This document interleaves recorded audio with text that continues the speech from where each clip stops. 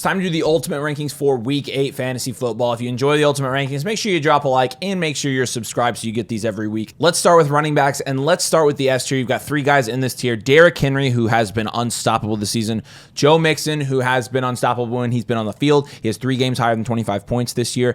And Saquon Barkley, who had a bounce-back game, a revenge game against the Giants. All of these guys in games this week that should score a good amount of points. Really, the lowest Vegas line and the worst matchup is going to be Derrick Henry against the Browns. The Browns have given up the 7th least amount of points to fantasy running backs this year. But as you can tell, external factors do not affect Derrick Henry. And so there's no reason to short him. He's going to be in the S tier. And indefinitely. There's no reason to take him out of the S tier. But all 3 of these guys are guys that have been studs for your fantasy football teams in the running back position. Yeah, and the A tier is going to be pretty large this week because there are so many good matchups for all of these guys. I want to mention Alvin Kamara being at the bottom of this tier. The reason that's the case is because he has a less friendly matchup against the Chargers, and he has been struggling to be as efficient as he was to start the year since Derek Carr went down with Spencer Rattler at quarterback now. Maybe Jay Kaner, we'll see. But that's a little bit of a concern, so that's why he's at the bottom of this tier, but he's still going to be in the A tier. You're starting him every single week. And Bijan has really continued to move back up our rankings because he has been so productive. They started to figure out how to effectively utilize him, and he's looked really, really solid. Breece Hall has been incredibly inefficient on the ground because that offensive line can't block, but it doesn't matter because he's so explosive in the receiving game. So all of these guys in this tier, Josh Jacobs as well, who's really started to break out the last couple of weeks, continue to move up our rankings. He's got a great matchup against Jacksonville. All these guys are looking to have really productive weeks. Let's go to the B tier. We're going to start with Jahmyr Gibbs. And the reason Gibbs obviously isn't in the A tier or the S tier, given that he had a ton of points last week, is because he is playing the Tennessee Titans. The Titans have a very good run defense, and so Jahmyr Gibbs has a little bit of a tougher matchup this week. Aaron Jones playing the Rams. That's a really good matchup for Jones, so he cracks the top 12 for us this week. Jordan Mason against the Cowboys is also another very good matchup. Both the Rams and the Cowboys, both of those matchups have been top 10 in giving up points to fantasy running backs this year. Jonathan Taylor making his return, hopefully against the Texans. He's obviously going to be a fringe running back 1 anytime he plays. It's not a great matchup for him, but we'll see how he does in his return to the field. He should get all the valuable touches in the red zone there. Keep in mind when he played Houston week 1, he only had like 10 points and he salvaged it with a touchdown. So after he ran all over him last year, I don't know if they're going to let him do it again. Yeah, I don't know either. James Cook at 15 or 14 playing the Seahawks. With James Cook, again, we're a little bit concerned about the red zone usage at this point, so we'll kind of see after this week. J.K. Dobbins, Devon Achane, and David Montgomery wrapping up this tier. Monty obviously avoided serious injury, which is great. Achane's going to get Tua Tagovailoa back, and so he's going to move up our rankings quite a bit. But that's going to be the B tier for this week. A lot of big tiers for running backs because a lot of these guys you feel comfortable starting this week. So this C tier is going to be pretty significant. You got a bunch of guys in here. They're really all of the players at this point that have week-to-week consistency for the most part. They have productive upside, but not like elite level upside like the guys in the top tiers. But starting with DeAndre Swift, he has looked really, really solid of recent, and I think he's going to continue that this week in a matchup against Washington, who has been solid, but defensively they've given up some production to running backs. James Conner, who has been a little more hit or miss recently in a struggling offense in Arizona, but he was very productive against the Chargers, who have not allowed much production to running backs this season. He's playing the Dolphins, who do have Tua coming back, so that may be a competitive game, but with Conner, I think he'll have a solid week. Kareem Hunt coming off a great week, multiple touchdowns, a lot of carries. Tony Pollard had a disappointing week last week with Mason Rudolph at the helm at quarterback, but I think he'll have a bounce back week. Rashad White has skyrocketed up our boards at this point, not just because of what he showcased in the receiving game, but what he's probably going to continue to showcase overall for the Bucs, because Chris Godwin is out for the rest of the season, and Mike Evans is out indefinitely with a hamstring, re-aggravating his hamstring. Yeah. So we don't really know what's going to happen there at the wide receiver position. We do know that Bucky Irving, Rashad White, all those guys are going to get a lot of usage, especially Rashad, who is just so good in the passing game. Yeah. In this tier here, the D's tier, we're going to have Chuba Hubbard. Chuba last week really salvaged his day with a touchdown. He did not do anything outside of that touchdown. So keep in mind that he was literally one fourth quarter play away from like 5 points. Najee Harris looked better with Russ at the helm, but they play the Giants this week. This is projected to be a pretty low scoring game. You've got Ramondre, who's going to be playing the Jets this week. And again, another low scoring game against a tougher defense. Chase Brown's got a tough matchup against the Eagles. Travis Etienne we're putting here because we put Tank Bigsby in the tier above. Obviously, Tank Bigsby is going to be the touchdown, the red zone guy. We don't know what Travis Etienne's role is going to be with Tank Bigsby playing so well when he comes back. Is he going to take over that role? I guess we'll kind of see, but right now we're going to put him here with the same tier as Tyron Tracy and Rico Dowdle. Tyron Tracy obviously could be taking the majority of that workload. We saw that last week. We'll see what he does this week against another really tough matchup in the Pittsburgh Steelers. And then Rico Dowdle against the 49ers. And, honestly, Rico has he's getting the volume, but 49ers, it should be a high-scoring game, so maybe he has some touchdown upside this week. Hopefully, he outperforms this ranking, honestly. Yeah, then in the F tier, we got some guys, very, very small tier with Alexander, Madison, Chubb, and Irving. They're all players that are going to be moving up our rankings pretty much from here on out as long as they continue their production. Madison's just in a horrible situation, and he's playing the Chiefs this week, so he'll probably not be ultra-productive. And then Chubb, not efficient, got a goal line carry or two. Bucky Irving, probably going to see some increased workload as well with the Godwin and Mike Evans injuries, but Rashad White, I still think, is the guy there. A little mini tier there, but then you've got the G tier. I think there's a tier break here between those guys and guys like Eckler, Mostert, Singletary, Warren, and Allen, who are true backups behind alpha running backs that are you're just going to depend on these guys either coming in because the guy in front of them got injured or getting an outlier touchdown.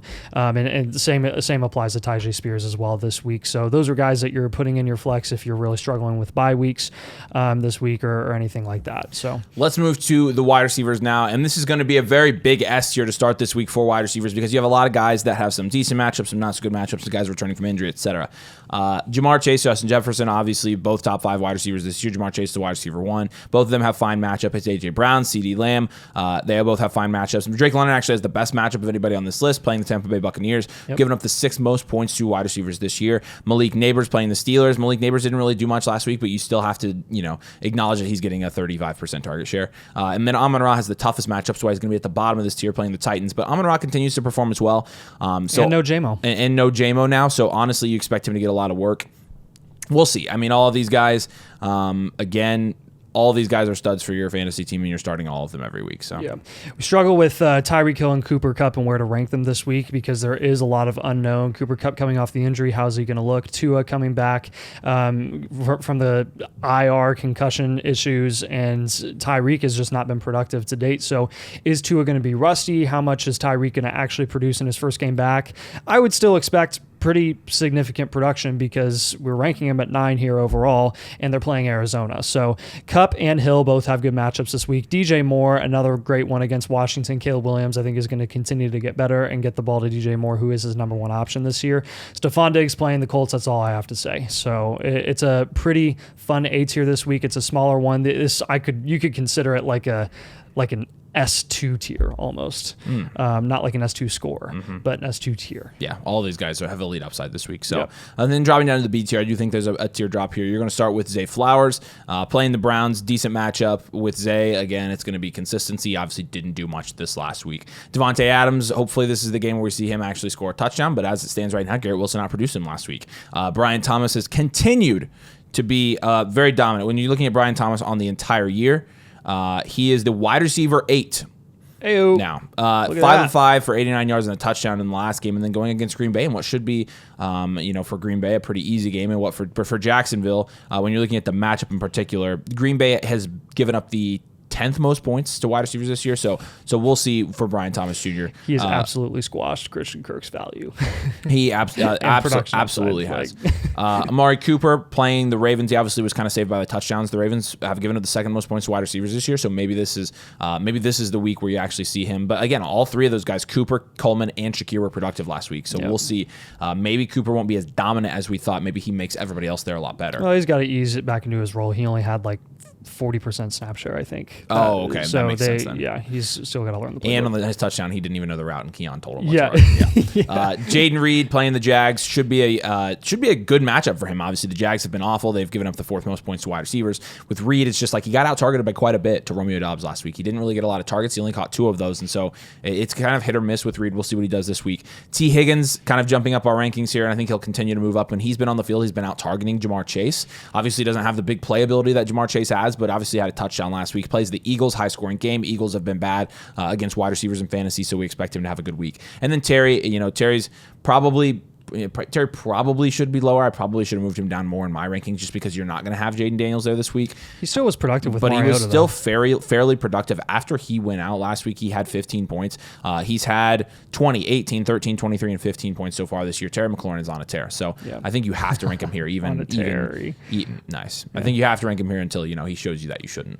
Yeah, and then the C tier is going to be a big one here. We've got Devonta Smith, Garrett Wilson, George Pickens I really want to touch on because he has skyrocketed up our board since Russell Wilson has taken over as the starting quarterback for the Pittsburgh Steelers. They can actually throw the ball now consistently, and they can actually score, and that bodes really, really well for Garrett Wilson's weekly upside. He's going to have some boom weeks. He's going to have some bust weeks. It's just what George Pickens is. But, I mean, every single week from here on out, I think you're looking at him having a pretty decent outlook as long as Russell Wilson stays healthy and on the field. Jalen Waddle got a nice bump this week as well. Same reason as Tyreek Hill.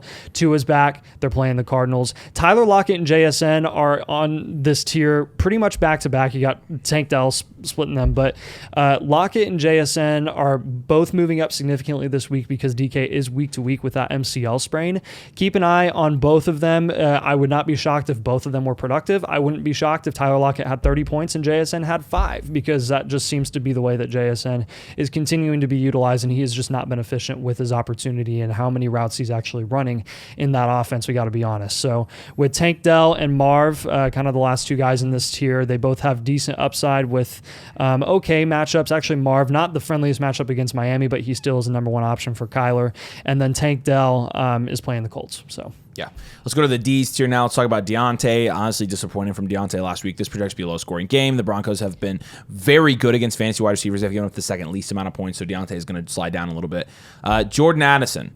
And Addison is a guy, obviously, that we think has a lot of upside in a very good offense. Last week, he had 9 points, only caught 4 passes, but didn't have a touchdown. Any week he has a touchdown, you're going to see him get 15 to 20 points. And so right now, we're going to keep him around the 30 range, wide receiver 30 range. Courtland Sutton playing the Panthers is kind of hit or miss for Courtland Sutton and that whole offense, really, but it's a very good matchup for them. Yep. Jacoby Myers playing the Chiefs. If he's back and healthy, this is a tough matchup for Myers. Why we're ranking him conservatively. Honestly, he could be a wide receiver 2 when he's healthy. And so keep an eye out for Jacoby Myers as the year goes on. Chris Olave playing the Chargers is a tougher matchup, and again, you have Spencer Rattler there. This is assuming Olave is going to play this week. It's not the most ideal situation for him to perform. Keenan Allen against the Commies is a good matchup. Darnell Mooney against the Tampa Bay Buccaneers. Darnell Mooney continues to be somebody that we like flexing on a week-to-week basis because in a high-volume passing offense with a quarterback that is capable of supporting multiple productive fantasy assets. And so Mooney's going to round out this tier with a good matchup against the Bucs. Yep. And then at the top of the F tier, we've got Jalen McMillan, who's just been pushed into a starting wide receiver role without Evans and Godwin. A lot of people are going to be asking, what should you do with McMillan this week? I do think he is a decent flex option if you need to plug him in, especially if you're an owner of Evans or Godwin and you're able to get McMillan off of waivers.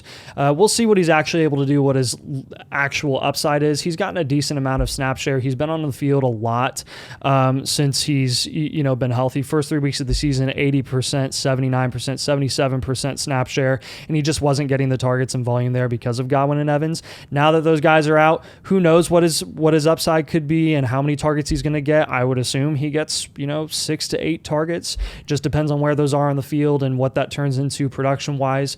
The running backs may end up being the main recipients of these crazy injuries. They may just be less explosive as a whole, you would assume. The Bucs offensively, this is going to hurt Baker. This is going to hurt everyone. But with McMillan, keep an eye on him. Avery and I have way different rankings on him this week. I have him quite a bit higher. I'm being really aggressive with how I'm ranking him. Avery's being a lot more conservative. We're kind of meeting in the middle here, which I think is very reasonable. And then guys like Christian Watson, Michael Pittman, Judy, all guys in bad offenses. Not bad offenses. Christian Watson's in a good offense. He's a field stretcher.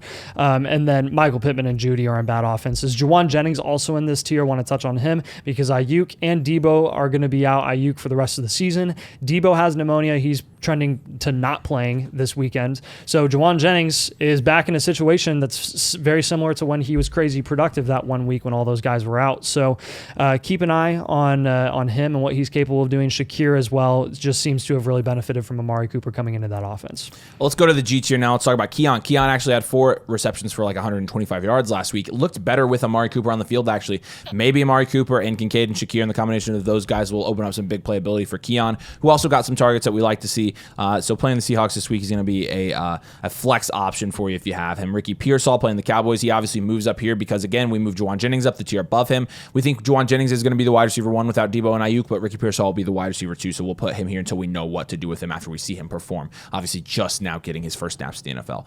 Romeo Doubs continues to be impressive and a really good matchup against the Jags this week. All green lights for him. So expect Romeo Doubs to be somebody that you're flexing every week. You're flexing this week in fantasy football. Leggett, Christian Kirk, Dontavian Winks, and Lad McConkey are going to round out this tier. All of these guys besides Leggett have decent matchups. Leggett's a tougher matchup, but again, there's a wide open wide receiver room there in Carolina. Christian Kirk has been made pretty much irrelevant by Brian Thomas and Evan Ingram at this point. Wicks has been playing decent again with another good matchup, and then Lad is the wide receiver 1 in his own offense. So again, all flex options for you this week. Yeah, and then the H tier is just a bunch of emergency guys that you may or may not have to plug in depending on what your situation is. Rome Odunze, he's kind of boom bust. He's got a good matchup this week. Xavier Worthy, field stretcher. Josh Downs can't do anything unless Flacco comes in. And at this point, if AR gets injured, it wouldn't be a shocker. So he'll be back up at rankings once Flacco is back in, whether it's through horrible quarterback play by AR or an injury. Then Demario Douglas as well, who's been he's got a tough matchup against the Jets. All right, going to tight ends now. 2-person S tier. It's going to be like this for the rest of the season probably. Kittle now without Ayuk and without Debo for now, but without Ayuk rest of the season, Kittle's going to be up here. He's the tight end 2 on the season. And then Brock Bowers. 1 in points per game. He did miss a game. So you're ranking Kittle. So you really are going to die on this. You're really ranking Kittle higher than Bowers rest of the season. Rest of season, no. This week, I am. And then Brock Bowers should be number 1 here. Brock Bowers is the tight end 1 rest of the season. He is going to get every valuable target in that offense. I mean, the dude, when you're looking, I just want to read to you what Brock Bowers has done so far this year. His targets, because his targets are ridiculous. I'm pretty sure among wide receivers he would be top 10 in targets. He has 60 targets this year. He's getting 7.5 targets per game. He is absolutely crazy. He's second in air yards, first in receptions, first in receiving yards, first in yak. He is the best. He is maybe. Is it an overstatement to say he might be the best tight end in the league? Is that an overstatement? No, he's the best tight end in the league. So I mean, because he's not a tight end. He's a wide receiver. He's a wide receiver. He's literally a wide receiver. He's so fun to watch. So these guys are S tier rest of the season. Both of them are very good. Kittle, obviously, Kittle's on a tear. Kittle's main thing is he has to stay healthy. But when he's healthy, this is what Kittle does. He's awesome. He's averaging 17 points per game right now. He's awesome. A tier, you've got McBride, Pitts, Kraft, Njoku. I want to highlight Njoku this week. Avery's got him ranked at 8. I've got him ranked at 3. Njoku had like 15 targets last week, and a lot of that came when Deshaun Watson went down. So with Amari Cooper coming out of that offense, I'm looking at Njoku being potentially a top 5 tight end rest of season. We got to see this for another week for us to, move him even further up our rankings. And who knows, maybe if he can continue this, he's going to have to be in the S tier as well because he looked so freaking again, we only saw like one half. So. Yeah, so don't want to overreact with Njoku, but expect another big week from him where he got a nice matchup against the Ravens, who have allowed a lot of tight end production. Evan Ingram going to be in this tier as well. Got a neutral matchup against Green Bay. And we both have him ranked at 6th overall. So in the B tier, we had to move Sam Laporta up because Sam Laporta hasn't done anything, but that's been in large part to Jameson Williams having an increased role and getting increased targets. And so with Jimbo being suspended for 2 games, I think you see Sam Laporta get a little bit of a bump. I think he is somebody you're going to want to start for the next 2 weeks at least. Jake Ferguson, who plays the 49ers this week, should be a high-scoring game. He's been one of the more solid tight end options this year. He's going to continue to be a guy that you start in fantasy. Travis Kelce, you're continuing to start, even though really Travis Kelce, I mean, I'm just curious real quick off the top of my head here, and this is a tight end premium league. I need to switch this. But Kelce's really been unimpressive this year. I mean, and when you're looking at the last game, I'm pretty sure he was outproduced by Noah Gray. Yeah, which Noah Gray has actually looked pretty good. He has looked good, and so it's not a knock on Noah Gray, but it's more for Kelce. Like, I guess I expected him to get a higher percentage of targets there in that offense. Right now, he's the tight end 15 on the year, and he's played every game. So he's had his bye, but he's only had 2 double-digit games this year. He hasn't found the end zone either, which was an issue that we had last year as well. Yes. So starting to see a trend there. So, and then Komet, who, we'll kind of see, they had a bye this week, but we'll see how he does. Cade Otton moves up because of the injuries to Evans and Godwin. He should be somebody that benefits from that. And then Mark Andrews moves back up here because, honestly, after last week we told you to sell him, then he went off again. He's the tight end 11 on the year now because he had 20 points and then 15 points the week before. Still only getting 4 targets a game. Yeah. Still not playing enough snaps, but I'll tell you what though, if his usage is coming mainly in the red zone, then he does have some upside. Just the way that he's going to be utilized. It's just not what you've seen the last couple of years, where he's been getting like 6 to 10 targets a game. You can't be ranking him like he's the Mark Andrews of old, but we got to respect what he's doing. You do. So C tier, just a bunch of guys that have potential upside to be productive this week. Dallas Goedert has shown flashes in the past. A.J. Brown and Devonta Smith are both back, so what it really is his upside. Hunter Henry, Kincaid, guys like Freiermuth, Likely, Parkinson, all replacement level tight ends that you can plug and play any given week, and they can have a good week, they could have a bad week, they could have a neutral week. You don't really know, but they're starting tight ends. All right, let's jump over to quarterbacks now. We'll get to the rushing upside trio. It's going to be Josh Allen, Lamar Jackson, and Jalen Hurts. And normally this is a quartet, but we have Jaden Daniels probably not going to play this week, so we're not going to put him in our rankings. These guys all have pretty good matchups. All these guys are guys with their upside, and with how they've been performing so far this year, you've got to start them every week in fantasy football. Yeah, and then the A tier, you've got some productive pocket passers. You got guys like Love, who has a great matchup against Jacksonville. CJ Stroud playing the freaking Colts. You've got Kyler Murray, who actually does have rushing upside, but he's kind of been mediocre production-wise. He's been startable every single week. He's, I think, QB6. He's right smack in the middle of those top producing QBs, top 12. But again, not the elite upside that you're expecting from like Lamar, Allen, Hurts. He's just, I think he's been struggling with how poorly the offense has been producing this year. Yeah. And then Brock Purdy, even though he struggled from an NFL perspective the last couple of weeks, he's still been very productive in fantasy, providing plenty of volume. You're worried that Debo and Ayuk might hurt his production, but he's still been pretty solid, and he's got a good matchup against Dallas. Going down to the beach here, we'll start with Caleb Williams, who has been better the last couple weeks against a little bit easier competition. Against the Commanders, going to be kind of a neutral matchup. We'll see what he does. Jared Goff against the Titans isn't as bad a matchup as you think, as the Titans have actually given up like the 11th most points to quarterbacks this year on the year. Darnold's going to be in a high-scoring game against the Los Angeles Rams, so we're going to start him because he's been throwing for a lot of touchdowns he's been dealing. Tua makes his return to our rankings and makes his return to the field because he does have the Arizona Cardinals in his first week back in a matchup where 48.5 is the Vegas total points line, which is going to be a high-scoring game. And again, the Arizona Cardinals have given up the 4th most points to quarterbacks this year, and so Tua should come back. He should be productive this week. And then Geno has been a quarterback one on the year. Obviously losing DK hurts, but the past couple weeks he's been more of a low-end quarterback one, high-end quarterback two, and so we're going to put him here this week and kind of see what he does, and we'll adjust rest of the season. But Geno's been really solid this year. Yeah, and then the seats here, I think we're just coming to terms at this point with the fact that Patrick Mahomes is a replacement-level fantasy asset. You're really not even comfortable starting him every single week. He's not going to lay like goose eggs for you. At least I'll give him this. He's been consistently mid, but absolutely no upside in that situation, especially without Rashee Rice now for the rest of the season. So Kirk Cousins, Dak, kind of similar situations. Any given week they can have a good week. They do have an upper hand on Mahomes. They're less consistent, but they do have higher upside. So we'll see what they can do this week in decent matchups against Tampa and San Fran. Russell Wilson has found his way all the way up to QB 17 this week for us. He looked really good for Pittsburgh last week in prime time. So we'll see what he can do against the Giants. This is a really nice matchup. Hopefully he can keep getting the ball to Pickens and Freiermuth and the other weapons in that offense and continue to throw touchdown passes. Last year, here's the D tier. Baker Mayfield, he's going to move down our rankings because of the Godwin. It's a big loss for him. Big loss for his fantasy production. He's going to throw less touchdowns, honestly. Yep. Expect the running backs to benefit a little bit there. Anthony Richardson against the Texans.